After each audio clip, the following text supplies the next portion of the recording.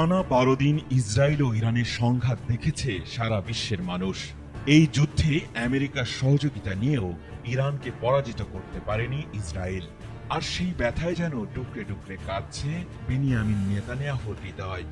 আর সে কারণেই আবারও যুদ্ধে জড়ানোর পায়তারা করছে ইসরায়েল। দেশটিকে এই সংঘাতে সমর্থন দিতে যাচ্ছেন মার্কিন প্রেসিডেন্ট ডোনাল্ড ট্রাম্প। অন্যদিকে চীন থেকে অত্যাধুনিক ক্ষেপণাস্ত্র কিনছে ইরান। তার প্রথম চালানো পৌঁছে গেছে তেহরানে।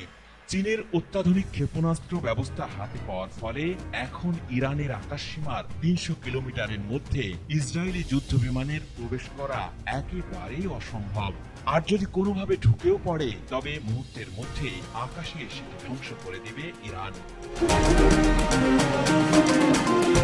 নেতানিয়াহু ও ট্রাম্পের দ্বিমুখী আচরণ দেখে ইসরায়েলের বিরুদ্ধে যুদ্ধের জন্য পূর্ণ প্রস্তুতি নিচ্ছে ইরান।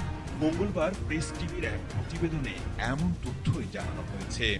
এই প্রতিবেদনে উঠে এসেছে ইসরায়েলি সরকার যুদ্ধ চায় এবং মার্কিন প্রেসিডেন্ট ডোনাল্ড ট্রাম্পও এতে সমর্থন দিয়ে আসছেন।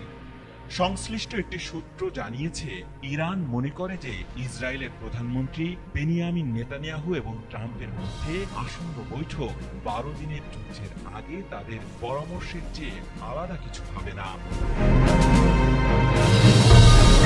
ইরান ধারণা করছে এসব বৈঠক মূলত প্রতারণামূলক, কারণ যা কিছু হওয়ার তা আগেই ঠিক করা থাকে।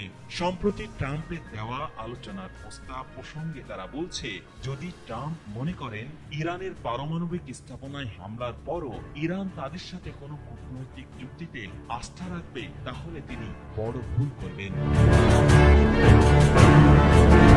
এদিকে ইরান চীন থেকে অত্যাধুনিক ক্ষেপণাস্ত্র কেনার পরই নতুন করে উত্তেজনা তৈরি হয়েছে মধ্যপ্রাচ্যে। আরব গোয়েন্দা কর্মকর্তারা জানিয়েছেন, ২৪শে জুন যুদ্ধবিরতির পরপরই ক্ষেপণাস্ত্র ব্যবস্থা তেহরানে পৌঁছেছে।